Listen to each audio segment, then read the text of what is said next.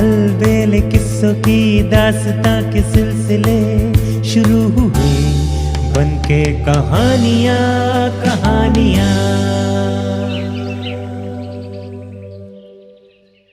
आइए सुनते हैं आज की कहानी, पति कौन बने। एक गांव में 4 मित्र रहते थे।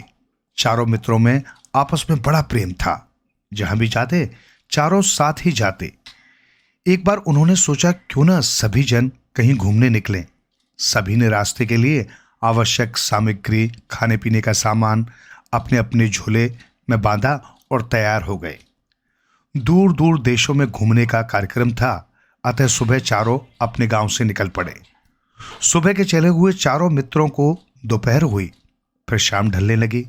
रात होने से पहले उन्होंने सुरक्षित जगह में पड़ाव डालने की सोची। एक साफ सुथरी जगह में उन्होंने अपना तंबू गाड़ दिया। खाने के लिए रोटियां तो बांधी थी, मिलजुल कर खाई और सोने की तैयारी करने लग गए। सोने से पहले उन्हें ख्याल आया, सभी ने लंबे सफर के लिए काफी सामान बांध रखा है। यदि सभी सो गए तो सुबह तक सारा साफ हो जाएगा। अनजान जगह है, क्या पता यहां नजदीक ही डाकू या चोर रहते हों। अतः उन्होंने सोचा सभी मित्र बारी बारी पहरा देंगे। पहले एक पहरा देगा तो बाकी 3 सो जाएंगे। इस तरह पहला सोएगा तो दूसरे को पहरे के लिए जगा देगा। अब पहले पहरा कौन दे, ये तय करना कठिन था, किंतु इसका हल भी जल्दी ही निकल गया। चारों मित्रों में एक ब्राह्मण था, एक बढ़ई, एक दर्जी और एक सुनार। ब्राह्मण ने कहा, भाई मैंने तो तड़के उठकर पूजा पाठ करनी होती है, इसलिए मेरा पहरा सुबह के पहर में रखो। इस तरह पहला पहरा बढ़ई का, दूसरा दर्जी का, तीसरा सुनार का और अंतिम ब्राह्मण का तय हुआ। रात्रि के पहले पहर सभी मित्र सो गए। बढ़ई जागकर पहरा देने लगा। सभी को सोया देखकर बढ़ई को भी नींद आने लगी। वो सोचने लगा कि ऐसा क्या करे कि जिससे नींद ना आए। अपने को जगा हुआ रखने के लिए उसने एक सूखी लकड़ी ढूंढी और अपने औजार निकाल उसे गढ़ने लगा। अपने जागने के पहर में उसने एक लकड़ी से एक सुंदर युवती का शरीर बना डाला। उसे बनाते बनाते समय भी बीत गया और एक सुंदर कृति भी बन गई। अब पहरा समाप्त होने पर उसने दर्जी को जगा दिया। दर्जी जब पहरे के लिए जागा तो उसने सामने लकड़ी की आकर्षक युवती देखी, जैसे साक्षात कोई युवती सामने खड़ी हुई हो। बड़े की कारीगरी पर वो धन्य हो गया। अब उसे भी समय गुजारना था, अतः उसने सोचा क्यों न इस सुंदर युवती की नंगी देह ढाप दी जाए।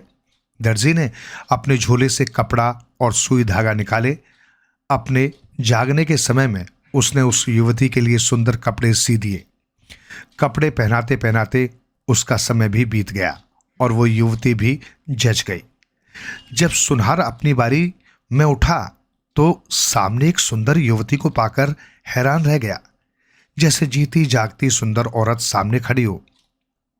उसने दोनों की कारीगरी की प्रशंसा की और वो खुद भी कुछ कर दिखाने की सोचा। झट से उसने अपने झोले से सोना, चांदी, मोती निकाले और गहने बनाने में लग गया। अपने सोने से पहले उसने युवती के नाक में नथ, माथे में मांग टीका, गले में हार, हाथों में कंगन सजा दिए। मूर्ति अब हार श्रृंगार किए एक जीती जागती दुल्हन लग रही थी। ब्राह्मण अपने पूजा पाठ के समय से उठ खड़ा हुआ। उठते ही सामने एक अद्वितीय सुंदर स्त्री को देख हैरान रह गया। अनुपम सौंदर्य, उस पर आकर्षक परिधान, फिर हार श्रृंगार। आगे जाकर देखा तो ये एक निर्जीव मूर्ति थी। ब्राह्मण ने स्नान, ध्यान, पाठ किया और उस मूर्ति में प्राण फूंक दिए। ब्राह्मण के पूजा पाठ और विद्या से प्राणवान होने पर वो युवती सजीव हो गई। इतने में सुबह हो गई। तीनों मित्र भी जग गए। जब तीनों उठे तो सामने एक सुंदरी को देखा। कहा जाता है जर, जोरू और जमीन, ये तीनों लड़ाई की जल रही हैं।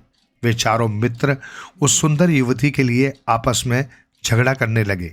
बढ़ई कहे मैंने इसे बनाया है, दर्जी कहे मैंने इसका तन ढापा है, सुनार बोले, मैंने इसे सजाया है। ब्राह्मण कहे, मैंने तो जान डाली है। सभी उस युवती को पत्नी बनाने के लिए ललचाने लगे। आखिर ब्राह्मण का ख्याल छोड़ चारों राजा के पास पहुंचे। राजा ने अपना न्याय सुनाया। बढ़ई ने इसे बनाया, पैदा किया, इसलिए वो इसका पति नहीं हो सकता। बढ़ई तो पिता की तरह है। दर्जी ने इसका तन ढापा है, वो भाई की तरह है। ब्राह्मण ने जीवन दान दिया है, वो ब्रह्मा के समान है। सुनार ने इसके नाक में नथ डाली, गहने पहनाए, इसलिए वही इसका पति हो सकता है। इस निर्णय से प्रसन्न होकर चारों मित्र अपने गांव लौट गए।